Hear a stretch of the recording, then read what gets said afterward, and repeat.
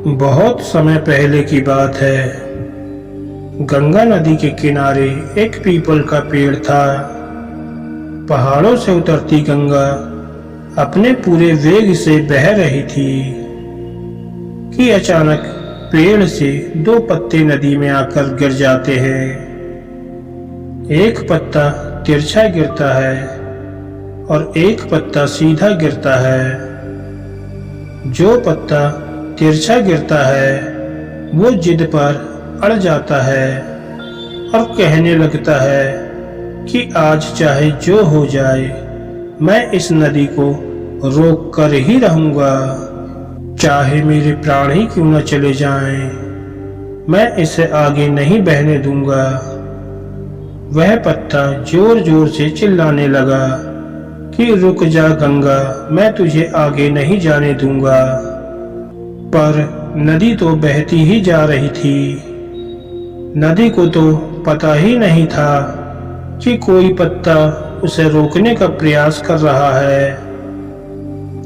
इधर पत्ते की जान पर बन आई थी। वह लगातार संघर्ष कर रहा था। वो पत्ता नहीं जानता था कि बिना लड़े भी वहीं जाना था जहां थक हार कर पहुंचेगा। परंतु अब और तब के बीच का समय उसके लिए दुख और संताप का समय बन चुका था।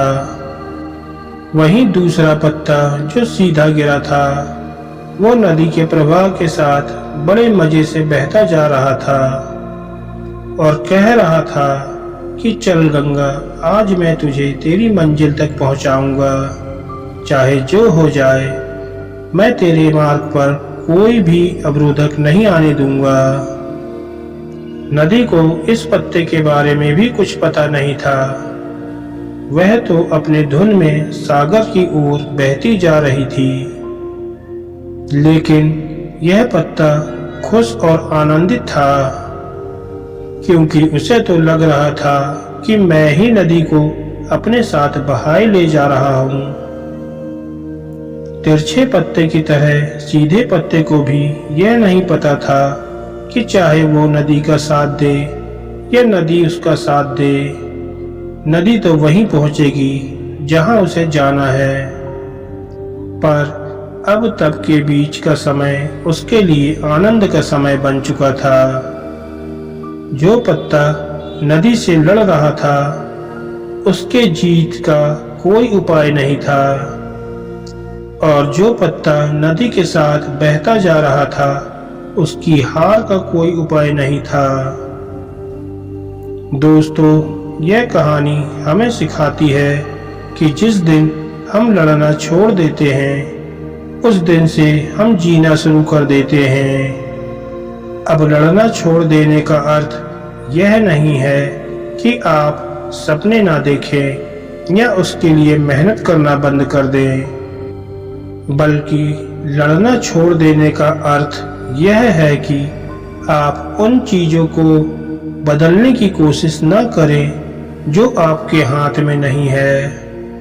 यही खुश रहने का मूल मंत्र है। दूसरों को बदलने में अपना जीवन को बर्बाद न करें, बल्कि खुद को बदलें।